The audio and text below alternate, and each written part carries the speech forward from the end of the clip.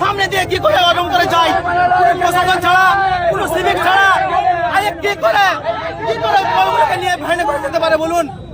আমাদের হয় আজকে বিচার চাই, না হলে যে মারা গেছে তাকে আমাদের ফেরত চাই, না লেখেন আমরা একটা কাছে যান পুরো বিক্ষমটা জান দেবো না। আমরা স্কুল আসছিলাম, কিন্তু মাঝ রাস্তায় খবর পেলাম এবং আমাদের স্কুলের ছাত্র জুয়েল শেখ ও উচ্চ মাধ্যমিক পরীক্ষা দেওয়ার জন্য জয়পুরে যে সেন্টার, সেই সেন্টারে আসছিল। কিন্তু আসার সময় রাস্তায় প্রসাদপুরে একটি ইলেকট্রিকের পোল নিয়ে যায় ভ্যান, সেই ভ্যানের সঙ্গে আঘাত ঘটে এবং ধাক্কাতে ছেলেটি স্পট ডেথ হয়ে যায়। কিন্তু এই বিষয়টা আমরা খুব চিন্তিত রয়ে গেলাম যে বারবার আলোচনা যখন আমাদের হয় সেন্টার কমিটির মিটিংয়ে, তখন আমরা বলি যে রাস্তায় অন্ততপক্ষে পরীক্ষা চলাকালীন এই ধরনের যানবাহন যেন না যাতায়াত করে। কিন্তু আজকে যেভাবে আমাদের মানে ছাত্রকে হারিয়ে দিলাম, সেটা খুবই বেদনা, বলার মতন কিছু নেই। ঘটনাটা খুবই বেদনাজনক, কারণ আমাদের একটি ছাত্র আজকে উচ্চ মাধ্যমিক পরীক্ষা দিতে আসার পথে তার যে এই যে অস্বাভাবিক মৃত্যু, সেটা আমরা মেনে নিতে পারছি না। এবং প্রশাসন এর যদি উপযুক্ত ব্যবস্থা গ্রহণ করতো, যে রাস্তাঘাটে যদি পরীক্ষা চলাকালীন যানবাহনগুলোকে নিয়ন্ত্রণ করতো, তাহলে এইরকম দুর্ঘটনা ঘটতো না।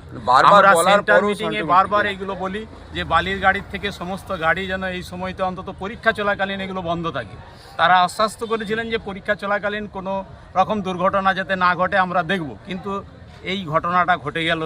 এর পরিপ্রেক্ষিতে আমাদের সন্দেহ হচ্ছে যে তারা কতটা আন্তরিকতার সঙ্গে এই বিষয়টা দেখেছেন, সেটা ভাববার বিষয়। প্রশাসনে তো পরীক্ষার দিন, সায়েন্স স্টুডেন্টদের আজকে কেমিস্ট্রি পরীক্ষা আছে। ছেলেটি আমাদের গ্রামেরই, সাইফুদ্দিনের ছেলে, জুয়ের নাম। তো ও পরীক্ষা দিতে আসছিল। প্রসাদপুরের কাছে একটা চৌরাস্তার মোড় আছে, ওই চৌরাস্তার মোড়ের কাছে একটি ইঞ্জিন ভ্যানে ইলেকট্রিক কতগুলি পোস্ট নিয়ে যাচ্ছিল, যেগুলি ইলেকট্রিকের ওই খুঁটি, সেই খুঁটি কিন্তু অনেকটা বেরিয়ে গেছিলো। ইঞ্জিন ভ্যান যে চালাচ্ছিল সে দূরে ছিল, আর ডান পাশটাতে গাছ ছিল, যার ফলে ওই যে গাছটা থাকার ফলে আর ওই খুঁটিগুলো দেখতে পাইনি, যার ফলে ওই ছেলেটি একাই আসছিল মোটরসাইকেলে, সজোরে ধাক্কা মারে এবং বুকে লাগে। সম্ভবত লাংসটা ফেটে গেছে, প্রচুর রক্তপাত হয়ে অজ্ঞান হয়ে যায়। পরে প্রাথমিক হসপিটাল জয়পুর এখানে আনা হয়, এখানে মৃত বলে ঘোষণা করা হয়।